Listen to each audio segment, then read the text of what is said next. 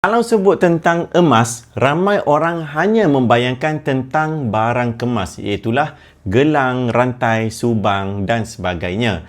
Tetapi di dalam dunia emas ini, ada pelbagai lagi jenis emas dan juga ada pelbagai jenis lagi ketulinan emas.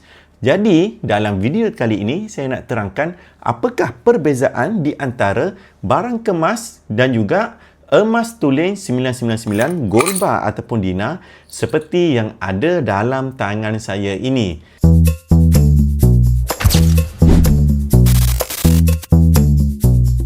Yang mana masih belum follow dan juga subscribe, follow dan subscribe cepat-cepat supaya anda tidak terlepas video-video yang menarik tentang emas dan juga kewangan dalam playlist saya ini. Playlist ini memang direka untuk orang belajar daripada zero dan juga berkenalan secara langsung dengan emas. Tidak perlukan ilmu kewangan yang tinggi, yang penting ada semangat untuk belajar.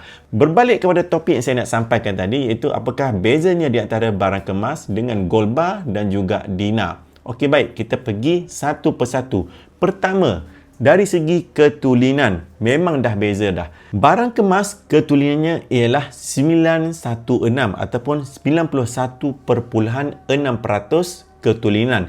Kerana apa? Barang kemas ini telah pun dicampur dengan logam-logam lain supaya dia menjadi lebih kuat dan juga lebih tidak senang patah apabila dibentuk untuk menjadikan ukiran seperti cincin, gelang dan sebagainya. Berbeza pula dengan Golba ataupun Dina seperti yang ada dalam tangan saya ini, ketulinannya ialah 999. Bermakna emas ini mengandungi emas tulen sebanyak 99.9%.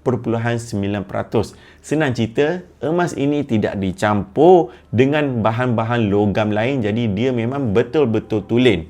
Emas seperti ini, dia lebih lembut dan juga lebih senang untuk dibawa ke mana-mana. Antara benda yang lebih penting lagi tentang barang kemas ataupun Golba dan juga Dina ini ialah tentang spread.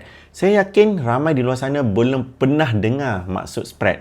Spread dari segi bahasa yang saya lebih suka maksudnya ialah selisih harga ataupun perbezaan di antara harga kita beli pada hari ini dengan harga kita nak jual nanti.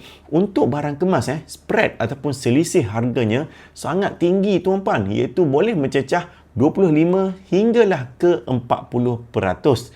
Maksudnya kalau kita beli barang kemas pada hari ini dan kita nak jual pada hari ini, peniaga biasanya akan tolak 25 sehinggalah 40%. Jadi kalau kita nak dapatkan keuntungan, kita kena tunggu barang kemas tersebut naik harga melepasi 25 ke 40%, barulah kita akan dapat untung. Tetapi benda menarik yang berlaku dengan Dina ataupun Golba seperti yang ada di hadapan tuan-puan ini.